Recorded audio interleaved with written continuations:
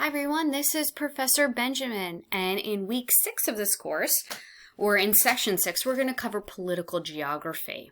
So this session, we are going to talk about a lot of what's going on, especially during election season. So it's really important for you to really stay engaged and understand a lot of concepts within this session. So in this session, we're going to cover gerrymandering, we're going to cover what a state is, what state territories are, we're going to talk about terrorism, we're going to talk about the different shapes of states, so there's a lot that we're going to talk about.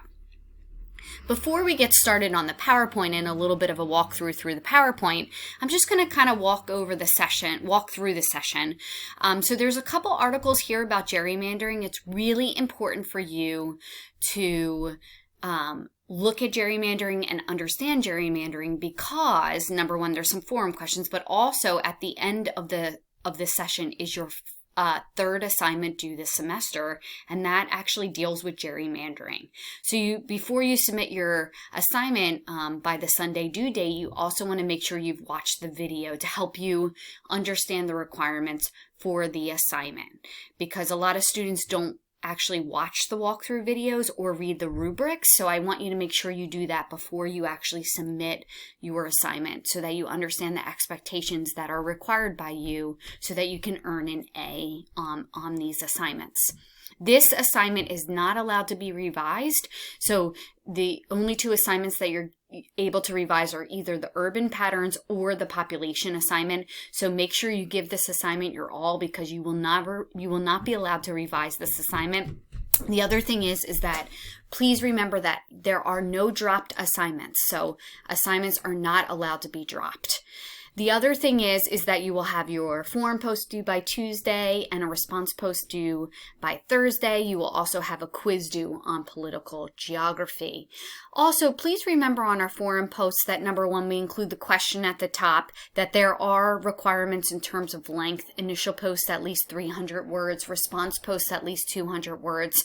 And the other thing that I've noticed is number one, people are forgetting the question at the top. Make sure your question is visible for all students. The other thing, the question that you're answering. The other thing that I'm finding is students are using way too many outside sources in their posts.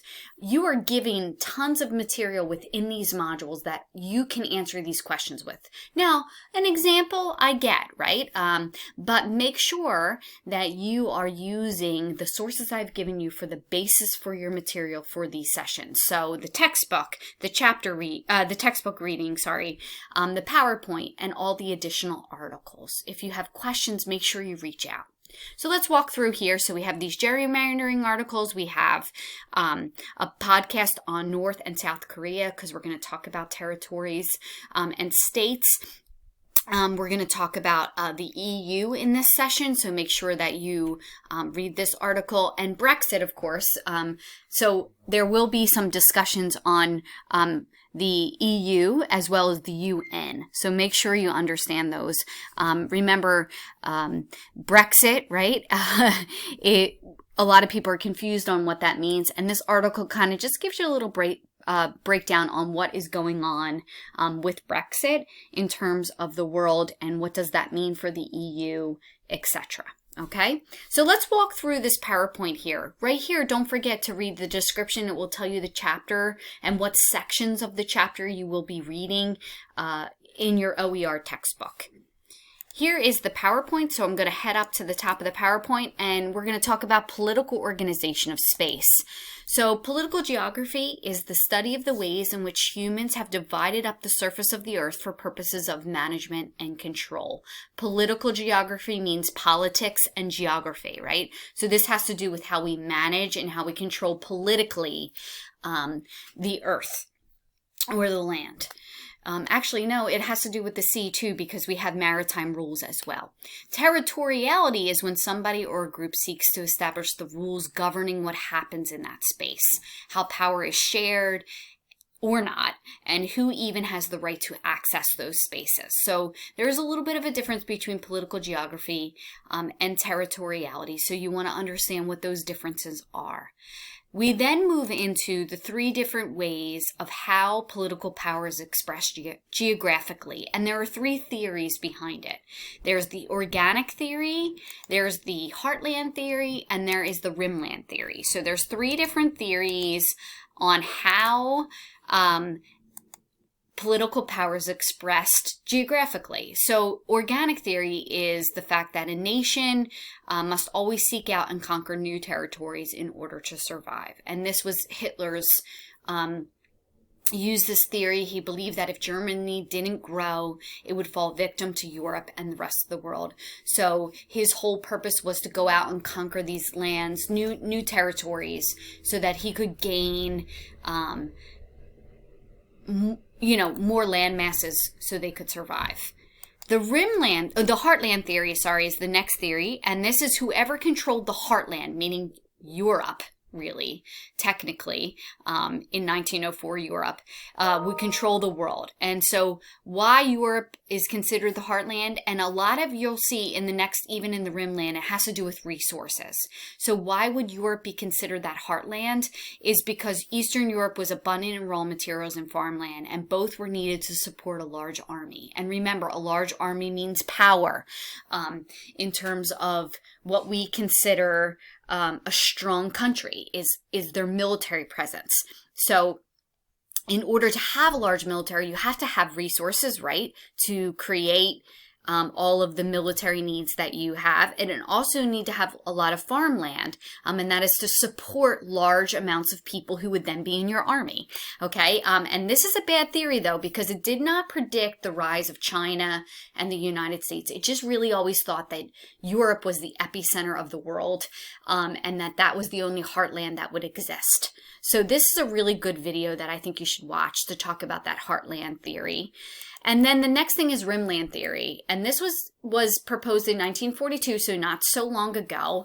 And this is the lands of the outer rim were the key controlling Eurasia and the world. And what do we mean by that outer rim? But that is where the largest populations and resources are located, and it's that outer skirts. And this is a bad theory because rimlands contain security issues. So these are on the rim, right? The outskirts of the heartland. And they are there really to protect the heartland. But those rimlands are always subject to invasions from the sea or from a mountain area. So you want to make sure, so a lot of times these rimland areas were really vulnerable to these attacks, and they had too many security issues. So a lot of times people wanted to pull into that heartland instead of worrying about these rimland territories, although the rimlands were that buffer to protect the heartland. So a lot of different ideals on organization and control, and these are just 3 of the main theories that they have on how political power was created in this geographic regions. The next thing that we're going to talk about in this section is the United Nations. So what is the United Nations? Well, the United Nations is this group of members, and we're at about 193 now members of the UN, and they have to be, there's an approval process. So these countries or states have to be allowed into the UN. They go through a series of questions and answers, and they look at their history, etc. But one thing you want to take into note is to be a UN member, there are certain human rights issues that you have to be able to meet. And so if you have human rights issues, a lot of times you are not allowed in the UN, but there are questionable countries / states. So this is something, it was formed after World War II in 1942, and the whole idea was for this to be this group of countries that would work for world peace, meaning that you would be we didn't want what happened in World War II or in World War I to happen again. And this was the whole idea that these countries would help prevent that. The U.S., though, recently has really disputed the UN. So there's the UN, and then within the UN, it houses a lot of these other specialized agencies, like the World Health Organization and the World Food Program and the United States Educational, Scientific, Cultural Organization, or UNESCO, or the United States Human Rights Council. So all these other little specialized agencies are housed in the UN. And recently, the U.S. has had some major issues with some of these specialized organizations and have withdrawn from some of these specialized organizations. Now, the U.S. is one of the founding members of the UN, okay? And it is one of the permanent UN members on the Security Council.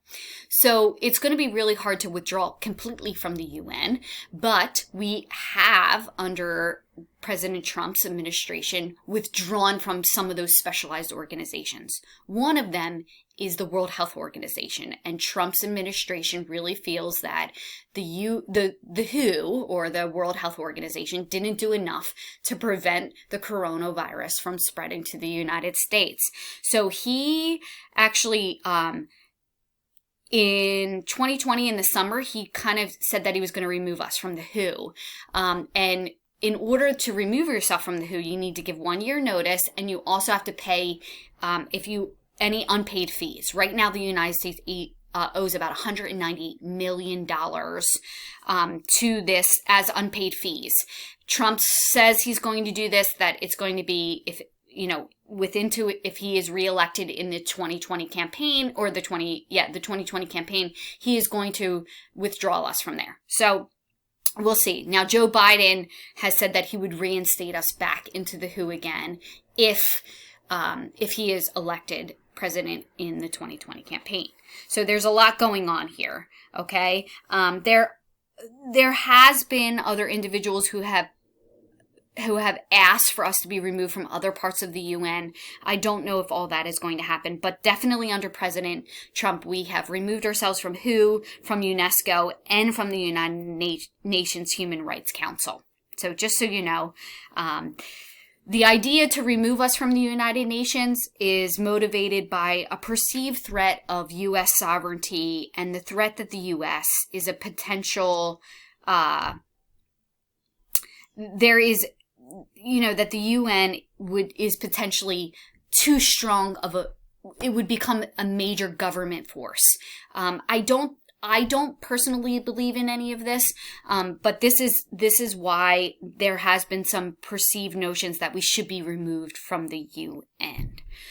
I'm going to end right here, and I'm going to do a part 2 of this video where we walk through the rest of this PowerPoint. So this would be part 1.